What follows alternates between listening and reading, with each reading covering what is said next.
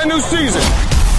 You're listening to Arkansas Preps Weekly on Natural State Sports, your top source for the biggest news in high school sports across Arkansas. Here we go. What is up, everybody? Thanks for joining us on episode 51 of Arkansas Preps Weekly here on the Natural State Sports Network. My name's Kyle Sutherland, and we've got another special softball edition. We've had so much fun with extra inning over the past couple of weeks, that we're going to turn it into a few weeks of conversation as we welcome in two guests. Actually, the first time not only in Arkansas Preps Weekly's history, but I'm pretty sure the first time in my podcasting career, we're going to have a mother-daughter duo, a very unique one, as Carie Dever Boaz will join us. Carie Dever Boaz was the first ever softball coach for the University of Arkansas, took over in 1997 and stayed through 2004, actually was the 1999 Coach of the Year, and also took the Razorbacks to their first two ever regional tournaments. And then we're also going to have alongside her daughter Macie, who committed to the Razorbacks back in October. She is a 2026 catcher out of Hernando, Mississippi. So going to just kind of pick both of their brains a little bit about both of their playing careers. Of course, Coach Dever with some of the things that she had, some of the things that she learned throughout her coaching career, and just some great stories along the way. And then Macie will also talk about just her full recruiting process and just some of the things that she learned from that and what ultimately got her or led her to be a Hog. And so a really great talk with them. Truly enjoyed this one. And again, just really cool to hear two different perspectives from people that have played in two different generations. So we're really excited about this one. I do want to remind everybody, if you haven't already, make sure you subscribe on YouTube. You can also hit that notification bell so you are alerted when we release an episode. Also, Apple, Spotify, iHeartRadio, wherever you listen, if you prefer the audio platforms, we are there as well. But that will do it for the housekeeping duties. We will get right into the conversation with Macie and Carie Dever Boaz. All right, we've now got two special guests on this episode as we get into the softball coverage for the 2025 season. We are joined by former and first ever Razorback softball coach Carie Dever Boaz and her daughter Macie Dever Boaz, who committed to the Razorbacks on October 6th as a 2026 prospect out of Hernando, Mississippi. It is Hernando, Mississippi now, right? Yes. Okay, so I got that right.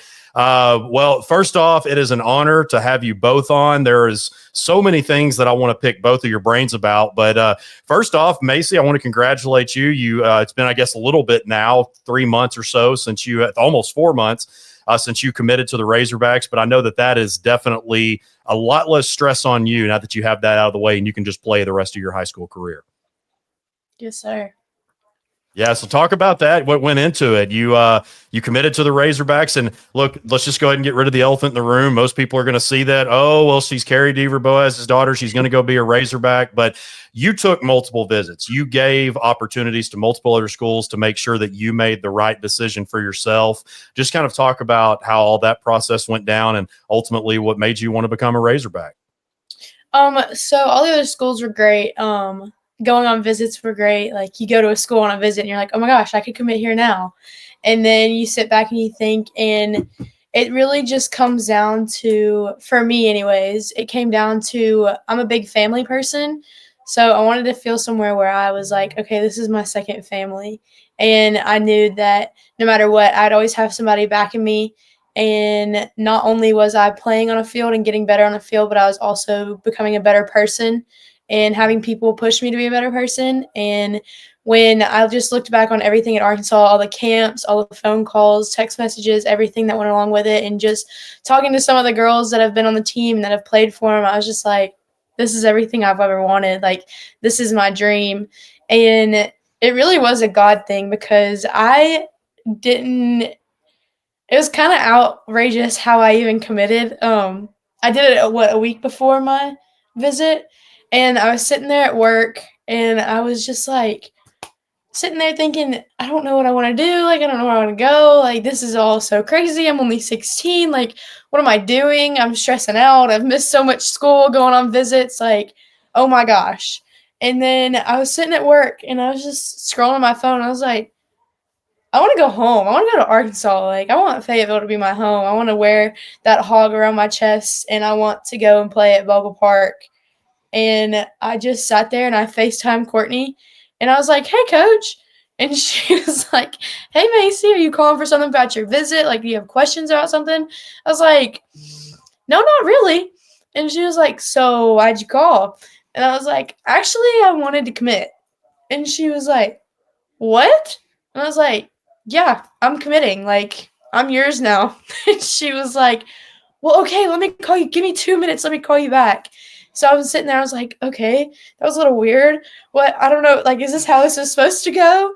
And then she called me back, and she was in an office full of all the coaches, and they all went crazy. And I was just like, "Okay, I knew I made the right decision. Like, this is where I'm supposed to be." So I want to reverse back just a little bit. You said you were on your phone at work. Now, I'm not trying to get you in trouble for being on your phone at work, but what the reason I bring that up is you're obviously a student. You have softball. Your mom and I, when we were emailing talking about setting this up, she had mentioned, your softball schedule was crazy busy, and you have a job. How in the world as a 16-year-old, and I'm sure you try to have a social life as much as you possibly can. How in the world do you navigate that at 16 years old? So she's been a really big part of it. She's kind of helped me. Time management was something kind of rough for me. I'd put too much time in one thing and not in another. And she kind of helped with that. She would sit down and be like, "Okay, your mind's spinning. Talk to me. What do you need? Like, what do you need help with? Like, you got me here for a little bit longer. Like, let me help you. But you need to kind of spread your wings." And ever since I started driving, she was like, "Yeah, you need to start making some money because you're expensive." And I was like, "Okay." So I got a job, and it's been kind of tough managing everything. But at the end, it was really just like utilizing all the time. Like, if I have a second at my job, I'm sitting there studying for my test that's tomorrow morning at 7:30. And right after practice, I might have to schedule a later shift or something like that. I think it would help for you to know what she does. So Zavelle is a recovery performance enhancement thing. So it's got cryo and compression and oxygen and solar red or infrared saunas and all that stuff. And it is right next to the facility that she trains at and lifts at. So they're not effective. They're separate businesses. So in my mother manipulative way, she got a job over there that she got paid for, that maybe in an hour she has to work 15, 20 minutes. So it's kind of a paid study hall. I got my eyeballs on her, and then she's overtraining. And so, yes, she had a job and she did it tremendously. Like they're always trying to schedule her. And it was a really good way for her to learn that time management. It was a really great way for her to learn how to let friends drive. Like, it's not all about you driving and the gas and all that kind of stuff. So just like baby steps in what she's doing. So unbelievable what she's been able to do. Just so you know, she is now officially not working anymore for the spring season because it's just too much.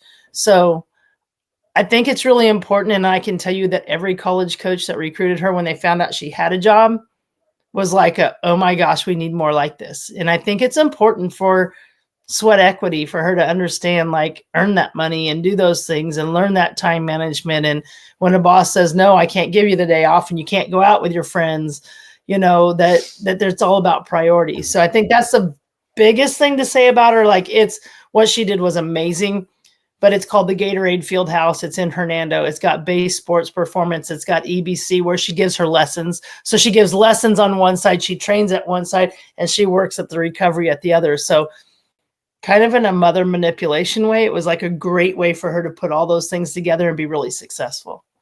I think it was also a big thing too. It was like also a big thing too to like say no to things. That was something that I had to learn how to do pretty quickly. I still haven't learned it, so I'm trying to learn from her. But it was just like, if somebody was like, "Hey, I need you to do this," and I'm already doing this, I can be like, "Yeah, hold on, let me try and do that," and go back and forth from things. It was just like "No, sorry, I can't do that." Like, no hard feelings, but I have all this other stuff going on. Like, I can't do that. Telling people no and telling people, "Hey, I can't do that right now," was a big thing. Yeah. And through some research, I noticed that your head coach at Hernando actually is from Booneville, Arkansas. So You think about this Arkansas tie with your high school coach, Coach Deifel's from California, your mom's from California, which, if I'm not mistaken, Carie, didn't you? I think I heard in a podcast recently you trained Courtney and her sister when you were at Fresno State, right? Yeah. I literally just a little side note here. Yeah, the little side note is Courtney and I go way back. I know Courtney when she was the most awkward, unathletic 8-9-year-old little catcher being forced to catch her older sister Amanda from her father, who was the baseball coach at Fresno Pacific while I was going at Fresno State. And all I remember is big brown hair and big old teeth and her just mad at her sister all the time. Like, it was just crazy. So I guess I can lie and say I trained Courtney. I really trained her sister more than I trained her. But Courtney her sister was a 4-time All-American, though. So, I mean, her sister was a 4-time All-American. So that's. Yeah, she was a 4-time All-American. And she went to my alma mater and won the national title that we never could. So we're so intertwined. And I think my daughter said it best. I think the thing for me, from her high school coach to Courtney and myself and all these different things and me being there, I think the biggest common denominator is God is right smack in the middle of it, just laughing, going, watch all this and watch how I tie all these loose ends together. And I'm just so excited to see the story that he's knit together for her. And Macie, when you go to Fayetteville and you see just how great Bogle Park is, all the facilities, how much NWA has exploded, especially in the 21st century, the way that all these new towns are coming up. I'm sure you know very well that when your mom took over or started the program in 1997, it was a little bit different. There was no Bogle Park. What was the original? There's been 3, haven't there? No, there's only been 2. There's been 2. Okay. Been 2. And believe it or not, Baum Stadium, which is the big, beautiful one, baseball now, was where the football practice facility. So we were right next to Bud Walton. Yes. We took over that. Baseball moved out. We moved in. They had the sunken dugouts. And it was right there between the Hyper building and not Bud Walton. What is it? What's the indoor? Barnhill. No, Barnhill. What is the indoor? Donald W. Reynolds is the name. Donald W. Reynolds is the football stadium. I just can't.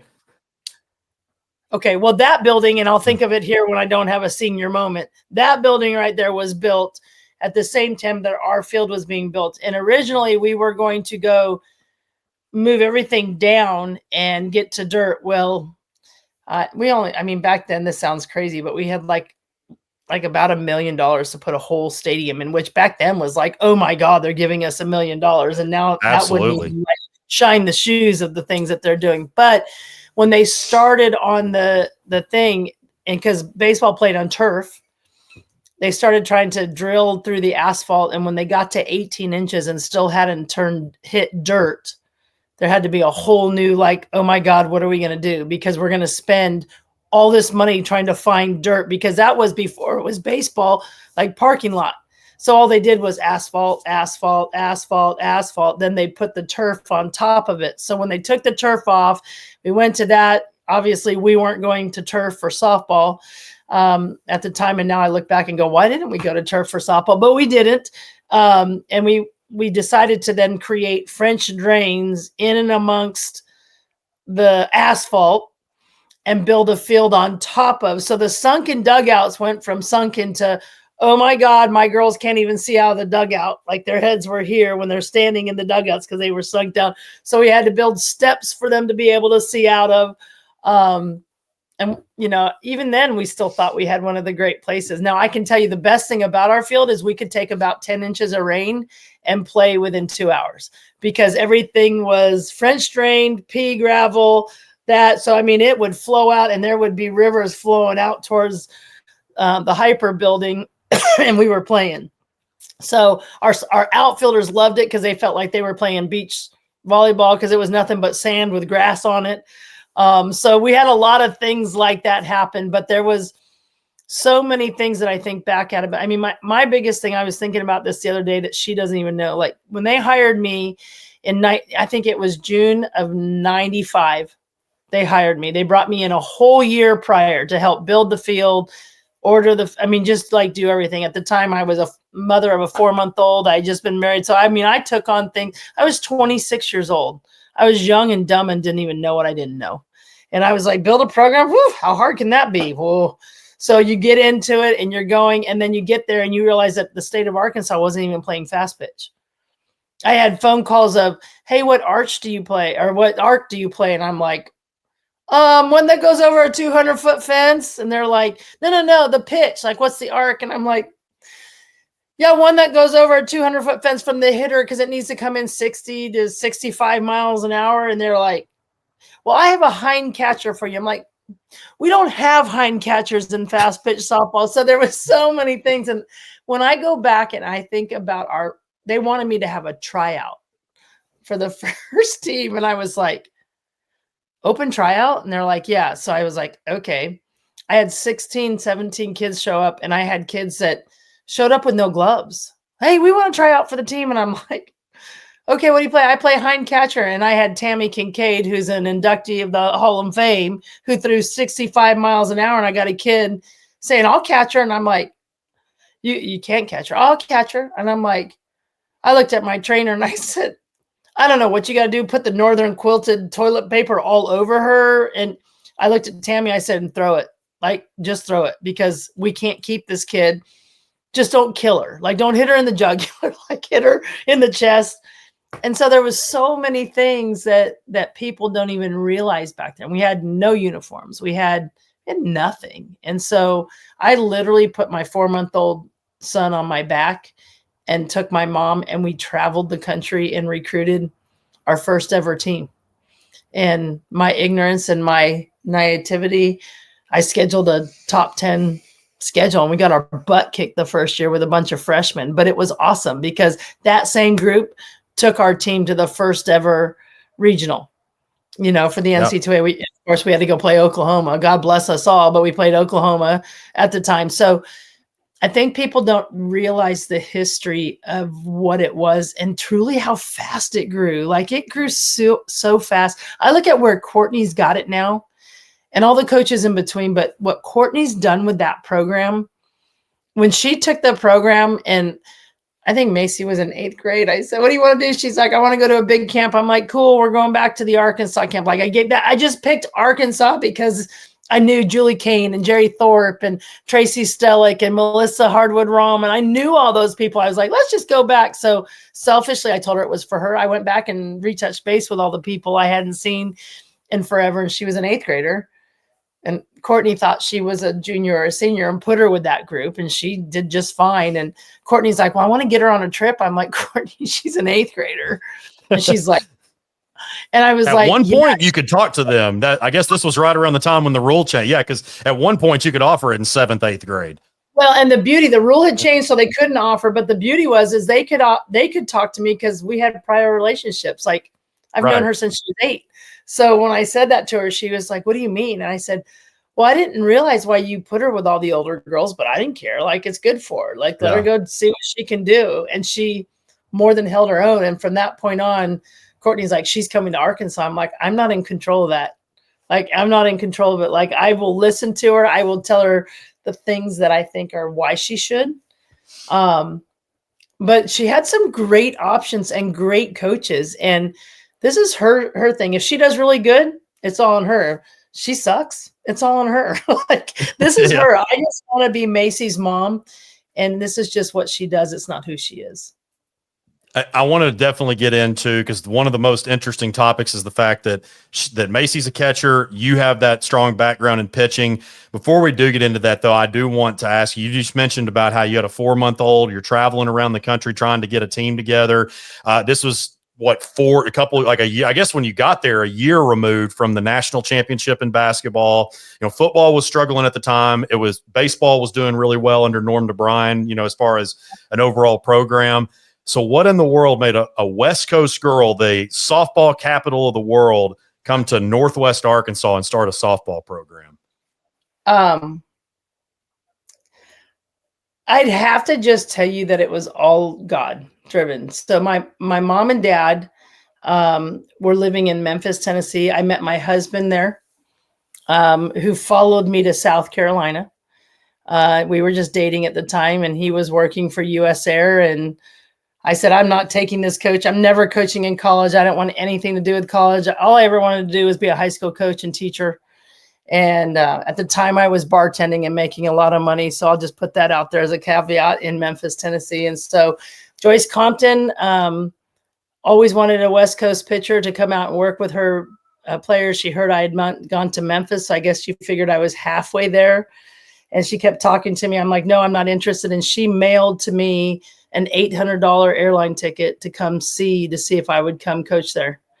And my dad said, you're going because you're not telling someone who spent $800 you're not going. You don't have to take it, but you're going to go see. Of course, I told my now husband then, I'm not going. I'm not moving to Columbia, South Carolina. There's no way. We went out. I bought my little interview thing, and I went on the interview, and I called him, and we were just dating at the time. And honestly, I don't even know if she knows this. We'd only been dating for 3 months. And I called him, and I was like, what does this mean for us? Like, if I go to Columbia, South Carolina, and you're in Memphis? And he was like, he was working for USR. He's like, I can transfer to Charlotte. And I was like, I think I'm going to take this job. Now, if I tell you what I took that job for, you're probably going to just plot. $23,000. We can't hear you. You're all gone. I'm notorious for muting my mic. I haven't done it in a long time though. I was going to say I'm a sports writer. I can certainly, there's no dollar amount that will make me $23,000 that I got the man that I've been married to for 31 years to say I'll transfer to Charlotte, South Carolina. So he transferred there. I took the job there. I think we were maybe at 6 months. He proposed. I said yes. We probably should have had our heads examined at that point in time, but we did. And we weren't going to get married until after my first year coaching there. My grandmother called me and told me my grandfather had cancer. And I was just like, while he was gone on a trip, I just started calling and seeing if all the events that are the places that we wanted to be had it. They said no. And within 30 minutes, the florist called, the church called, all these people called, and it just all came. We basically took over somebody else's wedding is what happened. And so I did it. He came home, and I looked at him and I said, so what do you feel like about getting married in January as opposed to June? And he's like, why? And I told him, and he's like, let's do it.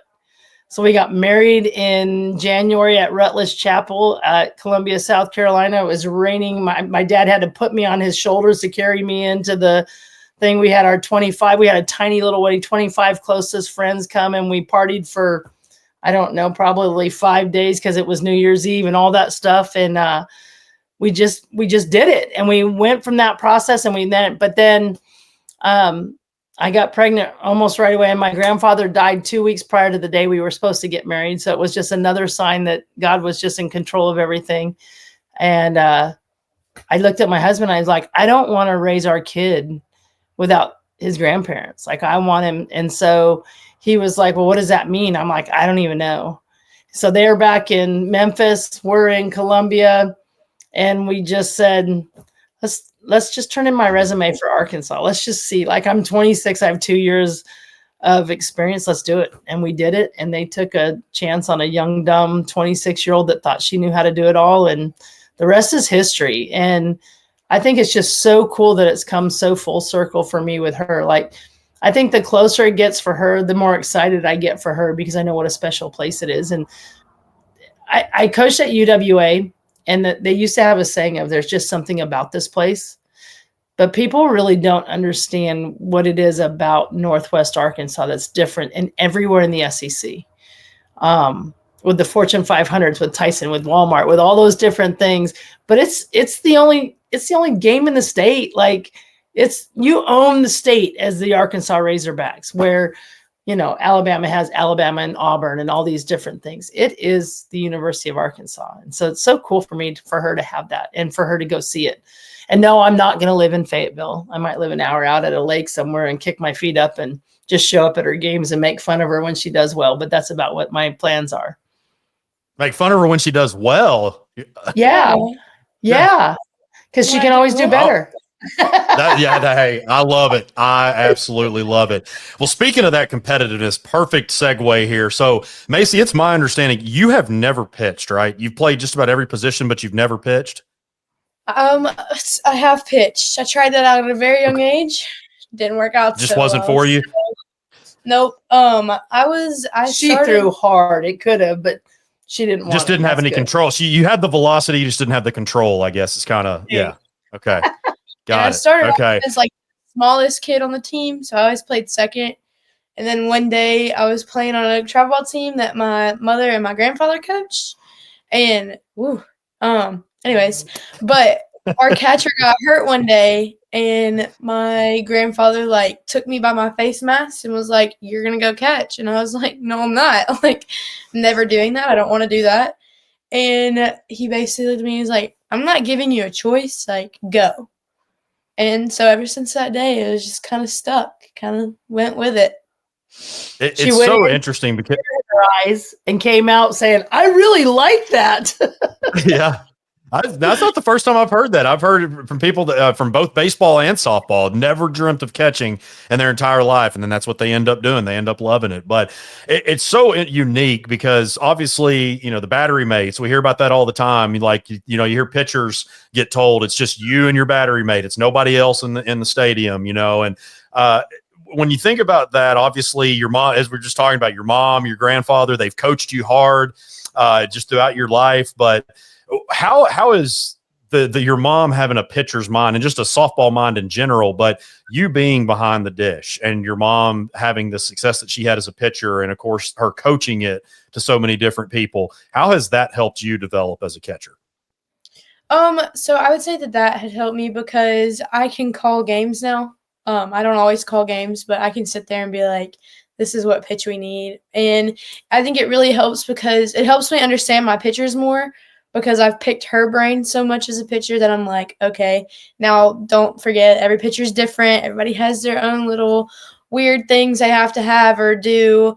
But it's really helped because I can sit there and be like, okay, I need to go talk to her and I need to ride her and tell her like, hey, you got to get it together. Or I can be like, hey, I need to go tell her a joke just to get her mind on something different because she's thinking too much. So I think that's helped a lot. And just her knowledge of the game is incredible. Like, it's outrageous how much she knows about the game. And I think her just kind of teaching me that at a young age and teaching me to be grateful for the game. And pay your dues to the game and respect the game. I think just her teaching me that and all the little details that she taught, I think that's helped a lot. I think the thing she's selling herself really short on is when I went back into college coaching when she was, I started no younger. She was probably 4 or 5 when I was at the JUCO level here in Mississippi. And matter of fact, the pitching coach on her high school team actually played for me. So that's even full circle. And I have pictures of when Macie was like 4 leaning on her lap and I'm teaching her how to call a game. Not Macie, but the coach. Macie was, I think back about that. I'm like, Macie was right there. And I can remember in that like whiny little voice, saying, why are you doing that to Jessie? And Jessie was teaching her. So it was really cool to see like pictures pop up where I go, oh my gosh, that really did happen. And I didn't even realize it. Like, I know I keep saying it, but I had no idea how much God was truly in control of everything. Like, I thought I was in control of making all these great decisions, but I look back at it now through her experience and I go, little did I know the investment was just to be trickling down. And what I think for me is so cool is she's picked my brain and we've fought a lot and we've said it, but it's been so cool. I think she was 12 and I just looked at her and said, I don't want you to play this sport for me. Quite frankly, I wish I would have bought her golf clubs. I really do wish I would have got her golf clubs. I could have sit in the clubhouse. She could have had the potential to marry really well, and maybe she still will. But all of those things, I sit there and go, oh, the money she could have made in golf with that swing that she has in softball. Like, if we just done that. So I looked at her and said, done are the days, and I'm asking you to hit, practice, do anything. We've got about 2 or 3 months before we have to make a decision. And I don't care if you want to do this socially or if you want to do this competitively. But if you're going to ask us as a family to invest in you competitively, this is not cheap. There's a lot of money spent in this. It's going to have to be your thing. And I really didn't know where it was going to go. And maybe 2 weeks went by and she just came in, and I I really regret the day I ever said that. I'm like, I don't want to go hit today. I want to go. Can we just take a day off? And she's like, I got to hit. I got to do this. I got to do that. I'm like, oh. And Courtney looked at me this weekend because we were up there at a clinic, and she was like, I can't wait to get her. And I'm like, yeah, I can't wait till you get her either. My arm hurts. My body hurts. Like, she's yours. You're a lot younger than me. You need her. I just want to pull up 30 minutes before the game and go in with my little jacket and sit there and watch and just cheer for the Hogs for her. So it really became her thing. And we just coached and played our last game together this summer because she's now moved on to a national team with Jazz. And I think there was a moment for her where she got a little teary-eyed, and I got a teary-eyed because I'm going to miss it a little bit, but I'm really not going to miss it because for me, I get to be just her fan. And when I'm coaching, I have to be harder on her. I have to use her as an example. I can't just focus on her. I have to focus on everybody else. And I'm so excited to sit in a chair and watch her play and be able to go, man, you were really great. Let's go celebrate. Or, man, you had a really rough day. Let's go get an ice cream. And like, just be her mom. Like, and yeah, I'll always be her coach. But to be her mom is a role that I'm so excited for. Like, I'm seriously looking for ways just to lighten my load, just where I can just sit there and go, you want me to go get you some Gatorade? You want me to? I just can't wait to be that mom that. You're not going to be that soft. Let's be honest. You're not. You're going to be. Oh, I think I will be. I really do think I will be. I don't think I will be. I think I will be at the moment. I don't think I will be after it. Like, I think parents, you might be at the moment, but not in the moment, basically. Like, correct, just kind of right correct. now. I know I'm much better than my mom or dad. My mom and dad are much tougher on Papa is much tougher on her as far as like, oh, Macie, you got to do this. And I sit there and I'm constantly like, shut up. Like, shut up. So I don't know. Maybe it's just that we have it as a family thing of what she said. Like, this poor kid can't play without Pop's advice, Nana's advice, Mom's advice. And then Dad, she's just reporting to Dad because he's normally holding down the fort with the dogs and the ranch and everything else going on. So yeah, that's somebody's got to do it, right? Well, I was gonna say too. So Macie, you look at softball and sports now. I mean, you could all your games are going to be on national TV in one way or another. The coverage we were talking about a little bit before. Just like with social media and everything. While social media does have its ups and downs, sports coverage is better than it's ever been. But Carie, I want to go back to when you got recruited, because I think what's crazy to me, I don't know if crazy is the word, but just from the outside looking in, to know that you picked, and this is no slight at Fresno State, they were an up and coming program, but back in those days, you wouldn't see a whole lot of people, I wouldn't think, pick Fresno State over UCLA. And again, that's no slight at Fresno State whatsoever. It's just UCLA is, 12 all-time national championships. You went there and had a phenomenal career. As we talked about, 4 World Series. You went to 3 of the finals, which, to get there once is hard enough. To get there 3 times in a row is just a crazy stat. So what are just, other than the TV coverage and all those different things, I do want to start off by asking you just how far the game has come. How cool has that been able to watch unfold over the decades? I don't think I could have, even in my wildest dreams, if someone said, close your eyes and write where you hope that it gets or where you think that you would love to see it get, I could have even dreamed this big. I can bring up Nija Kennedy, that there's a young woman that just went and played for $1.2 million for the year. Holy cow. Like, let's go. And I hear all these people, and I'm sure I'll have some regrets in saying what I'm about to say, but I hear all these people go, oh, the NIL is ruining college sports, and it's all these kind of things. Because people, let's just face it, people don't like change. Change is scary. They know what they know.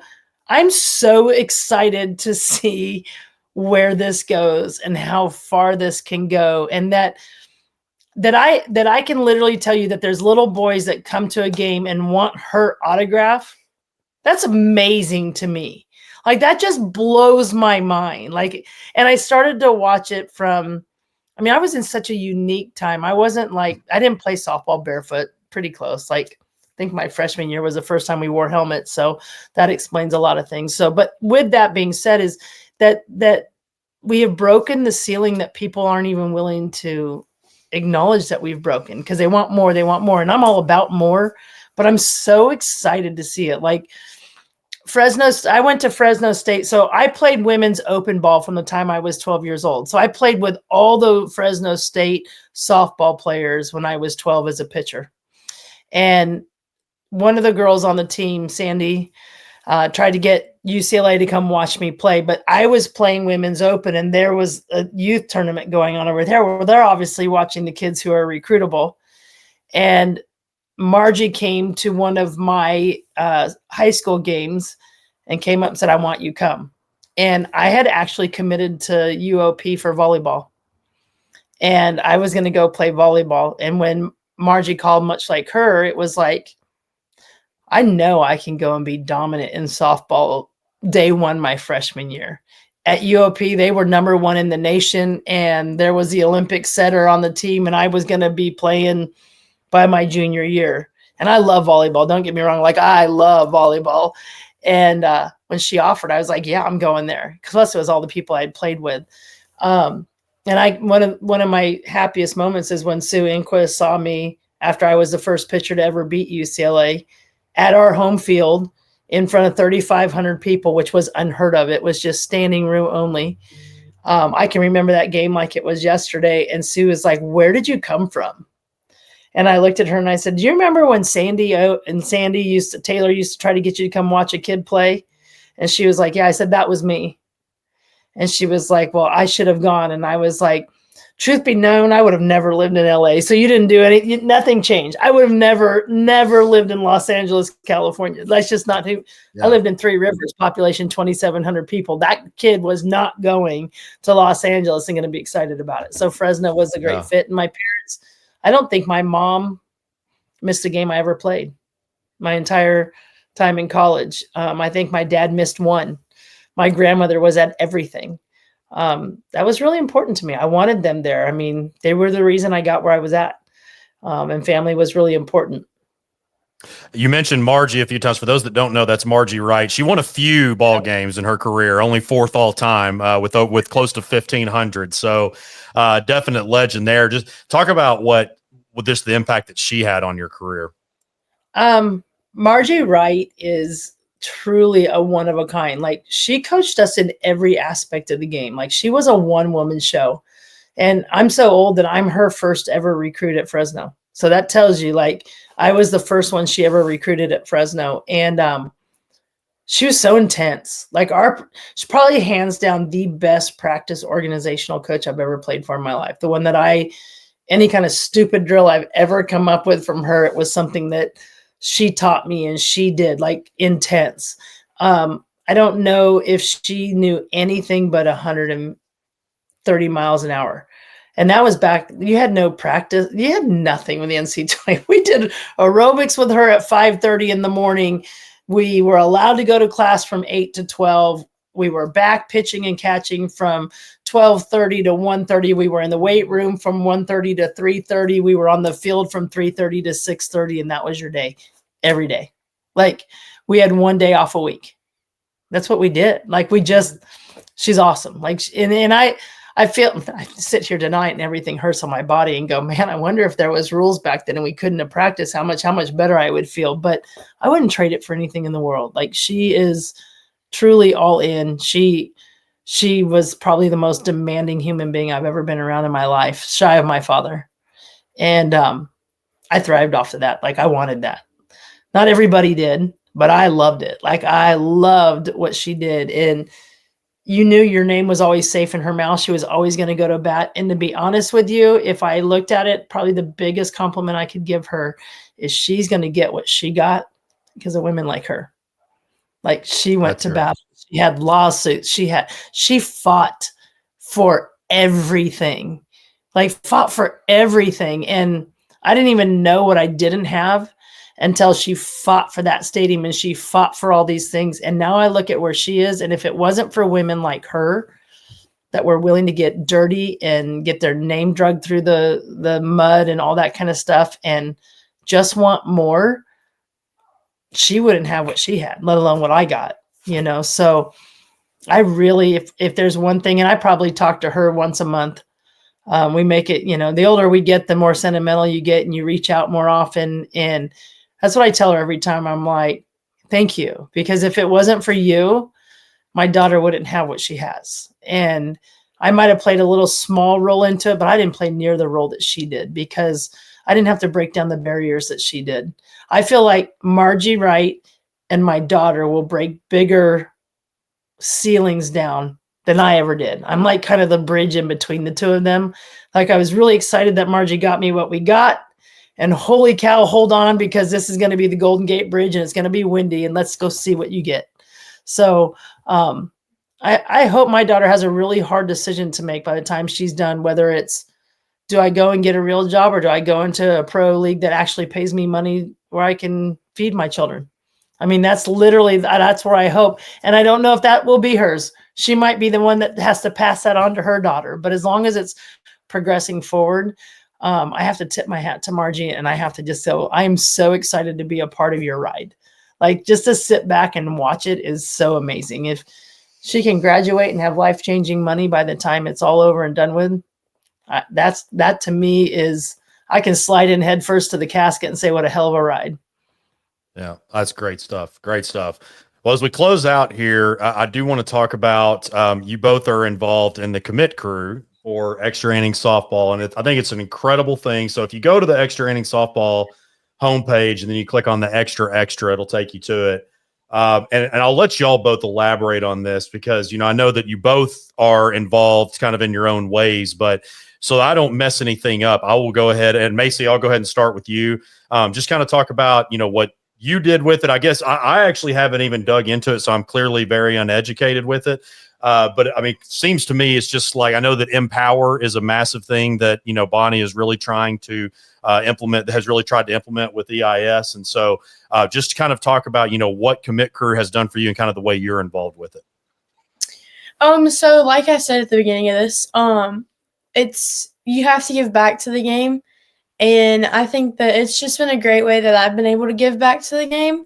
And I've been able to talk to younger girls. Like I'm sitting here looking right now and I see some of the girls that I've talked to and that we've like text back and forth and they've asked me hard questions that you can't just sit there and ask a coach. And I think it's been really special for me because not only have I been able to like put my personality out there, that not a lot of people can see. Like somebody who lives in New York isn't going to see who the true Macie is just based off of softball. But extra innings has really been something that I can put my voice out there and I can show people that I'm not only a softball player, but I like to say that I'm a good person.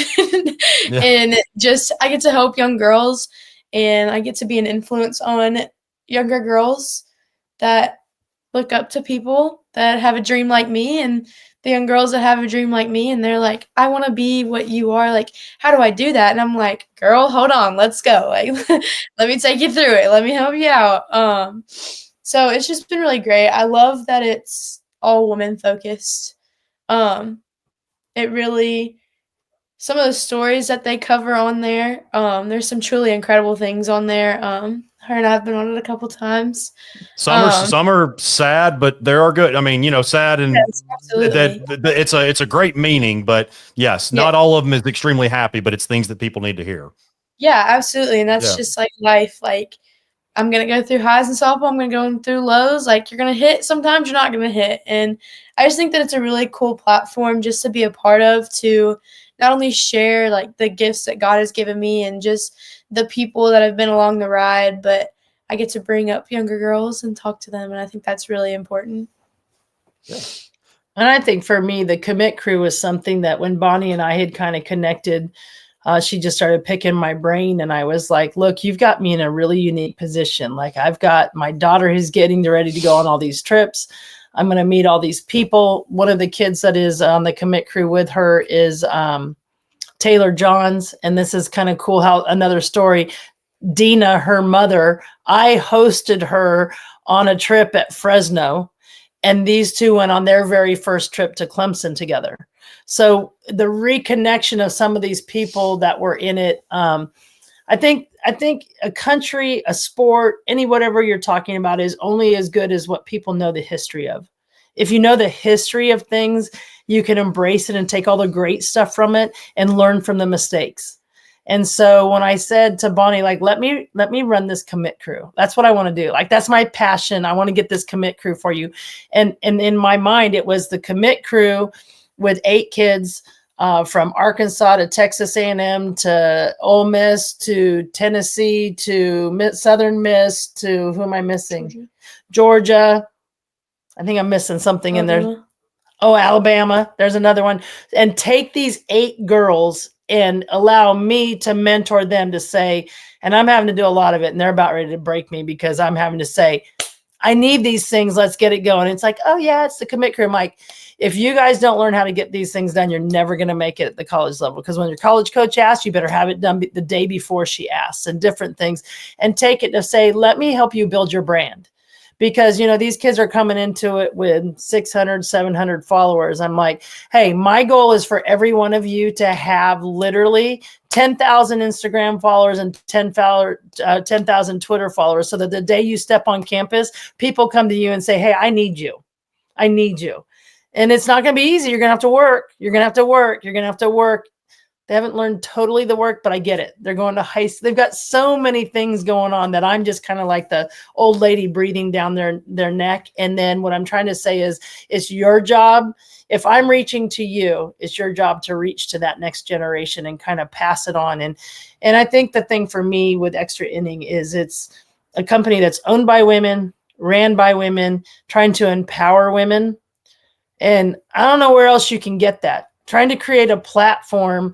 Like, I want the whole state of Arkansas to go follow her on her Instagram and her Twitter. I want them to follow Extra Inning on their Instagram and their Twitter. I want it to be so big that every corporation out there is going, hey, we want to give you money to do this. And then we can build this program and this program and this program. And I guess that's, to me, I want to be on that innovative side to be able to give these girls on this commit crew. My goal is to be able to get all of their followers up, give them to give back to the game, and then get them enough to where Extra Inning is their first NIL deal when they're walking off into the sunset of going to be a hog or a dog or an elephant or a rebel or whatever it is that they're going to be, so that they're just learning that. Because I just believe in paying it forward. I think Margie paid it forward. It's my job to pay it forward. It's her job to pay it forward. And when you lose sight on that, you really start to focus on yourself, and you're going to start to falter in anything you do. Love it. Great stuff. Macie, I did want to ask you too, but I got one more for y'all, but as if the SEC was, and I loved what your mom was saying about how you played up, growing up. And of course, when you went to those camps at Arkansas, anybody who follows my work knows that. So I do a lot of team rankings, football, basketball, softball. And I am well known for putting a 500 team in the rankings that's played people, as opposed to a 10-0 team that's played nobody. So I can certainly appreciate that. But with that being said, as if the SEC wasn't tough enough already, you're adding the defending World Series finalists. Now, I know you've still got a couple more years before you go play college ball, but how excited does it make you to have that kind of competition? Just again, with how deep the SEC already is, then you add Texas and OU. I think it's awesome. Like, I hate when people are like, oh, we're playing OU. Like, no, like, you're playing OU. Like, go kick their butt. Like, not even from, like, a personal level, but just a competition level. I think that goes back to, like, your competitive spirit. Like, you're not just going to lay down because a team is 10-0. Like, you're going to get out there and fight and be that one team that's like, hey, we beat them.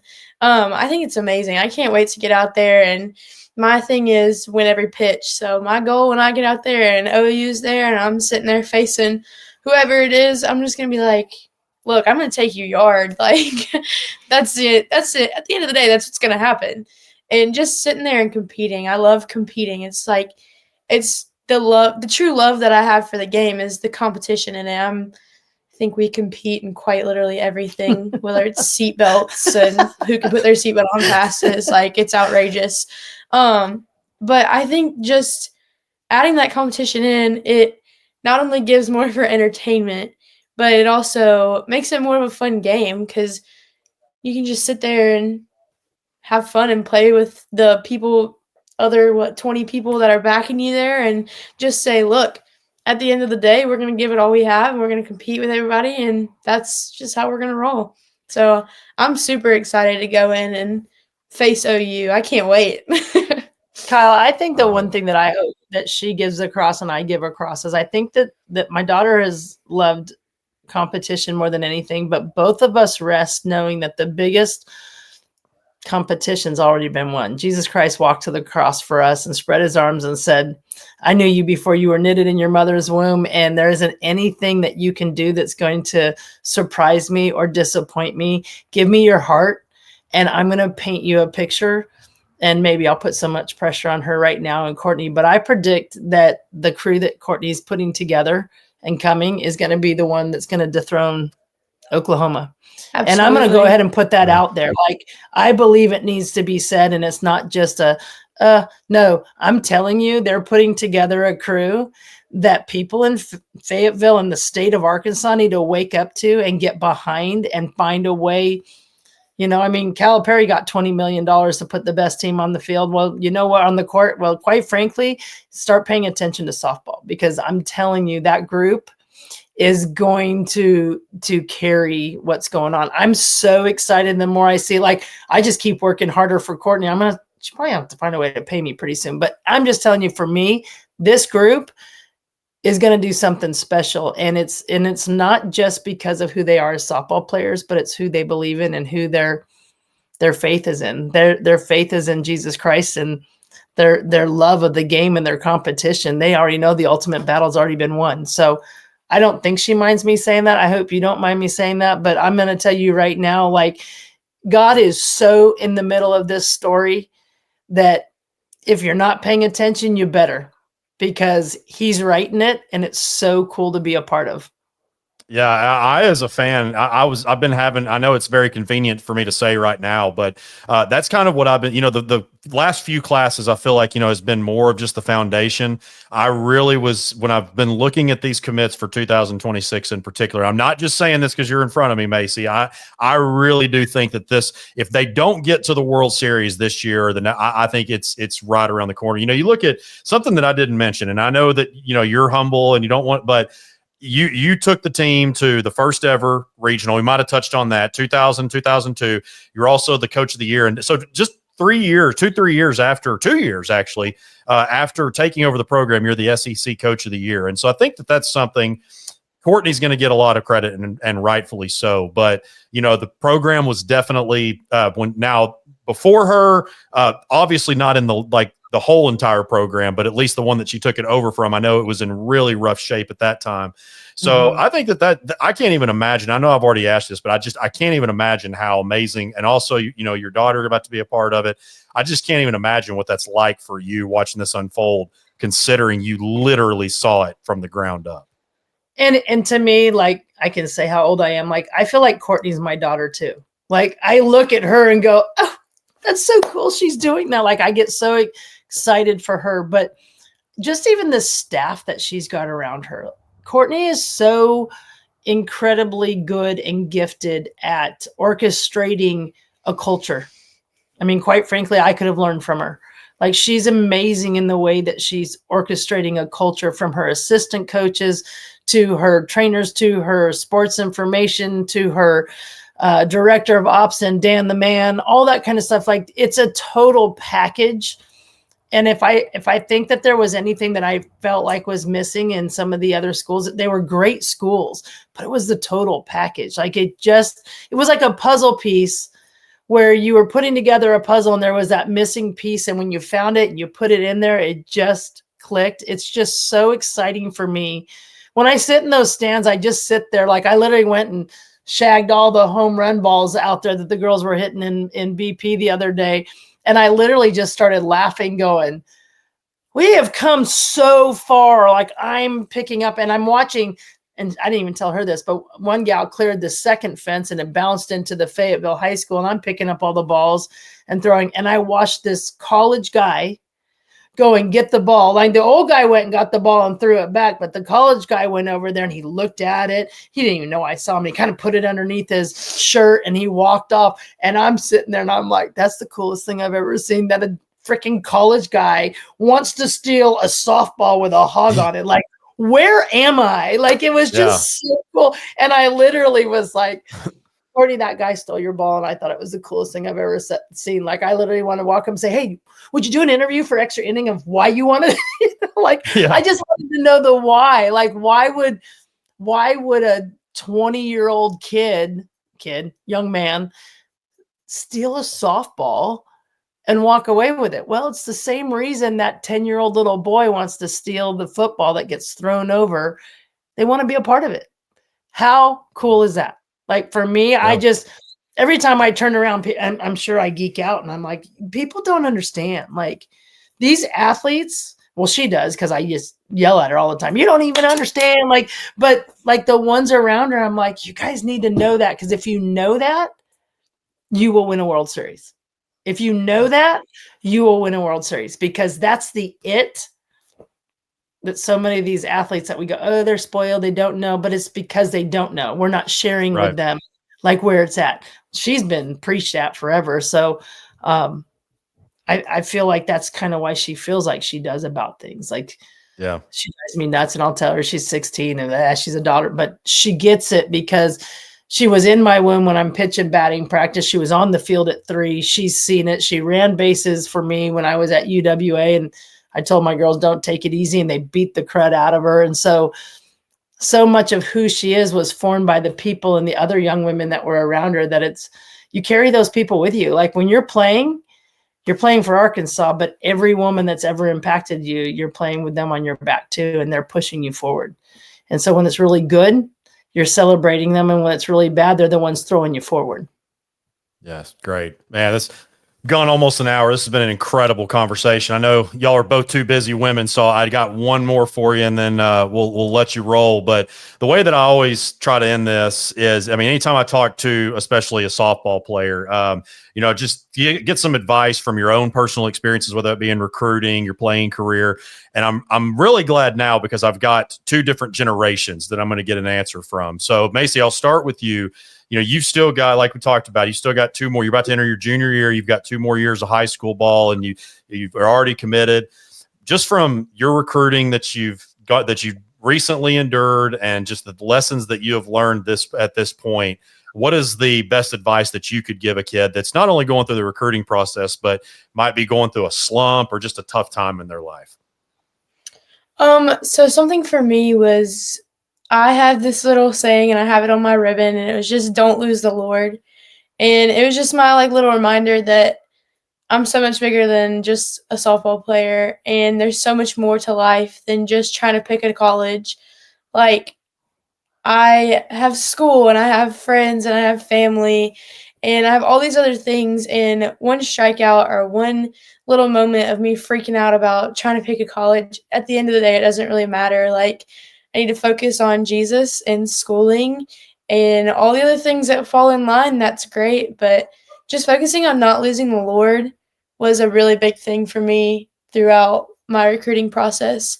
But also just to take a step back and not focus on the future, but focus on where you've gotten yourself so far. That was a really big thing for me, because I was always just like, oh, September 1st, oh, September 1st, oh, my first visit, oh, this, oh, that. And I think at one point I finally just stepped back and I was like, I have 15 coaches in my phone right now texting me. Like, I've achieved everything I've wanted so far. Like, relax and have fun with it. And don't freak out if you don't answer them for 5 minutes. That's okay. Like, it's okay. If you don't get a text, that's okay.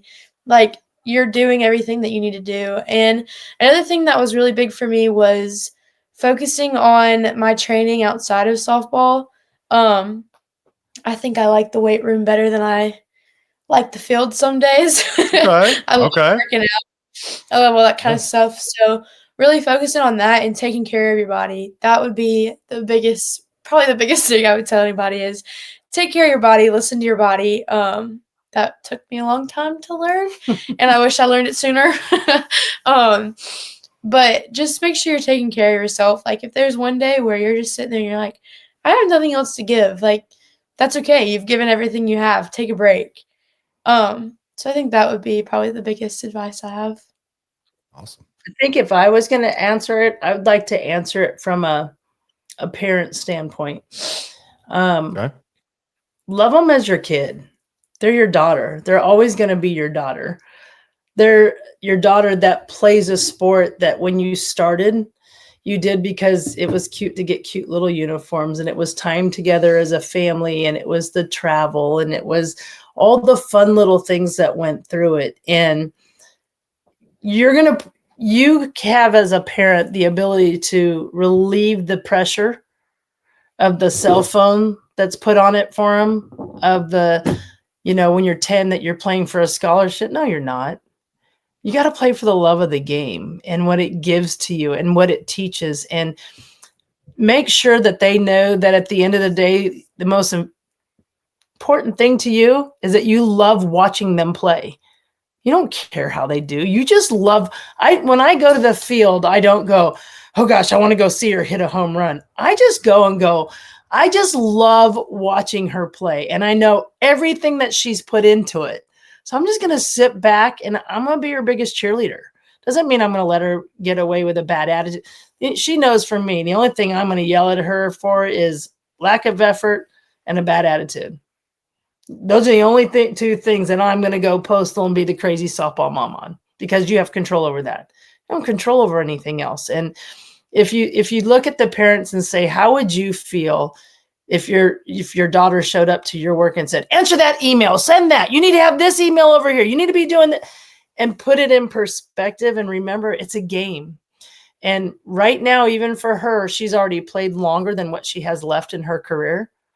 And that makes me sad. So I'm going to enjoy every last moment of it. So as a parent, listen, be there, and push them to be who you want them to be as people. And the rest will all fall together. And don't compare them to other people. It's their dance. It's their dance. And like I kept telling her, I think she'll tell you, is like, with all those 15 coaches and all these things going on, I'm like, I know why you're stressing. God already knows where you're going. It's just your gift to unwrap. God already knows. The decision's already been made. You just don't know it yet. So sit back and relax, do the things you're supposed to do, and just soak it all in, because this is your time. This is what you've done it for. So, your kid might not be doing it for college. They might be doing it to make high school, whatever it is. Just like enjoy the moment, because before you know it, they're adults. And before you know it, they're out of your house. I have a year and 3 months before she's out of my house. And you better believe I'm going to hover and blubber and drool and be all over her and involved in her life, because this is it. Like, life changes the day she goes on and moves on. And then it's a whole new great relationship that we get to have at this point in time. But just slow it down and relax and be okay with your kid walking away and not playing for a month, or, it's okay. It really is their journey. We don't have to define ourselves by our kids. I just want to be a part of everything she does. Great, man. What a conversation. This was great stuff. I almost feel like I could write a book just off of this hour. From the things that, no, I'm telling you, this was a lot of fun. Had a blast with it. But yeah, so wow. I mean, I'm just kind of like, I knew that I was going to get educated, but yeah, just a lot of really good things. That's why I love to do these things too. I love to hear, perspectives. And I think this is actually the first time that I've heard from a coach and an athlete at the same time that also happen to be mother and daughter. So y'all are a first. I've done over 500 podcasts in my career, and I think this is a first for that. So y'all have set a record for it. Yay!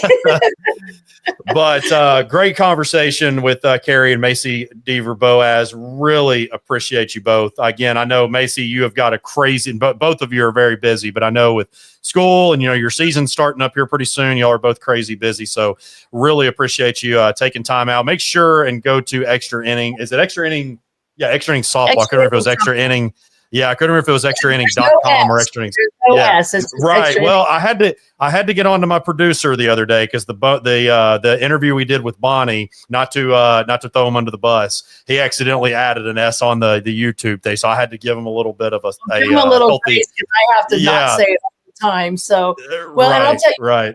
if there's anything we can do for you, if you would like me to get you some other kids from the commit crew, I'd love to get those for you. We have 2 other hogs that are in the class of 26 on the commit crew.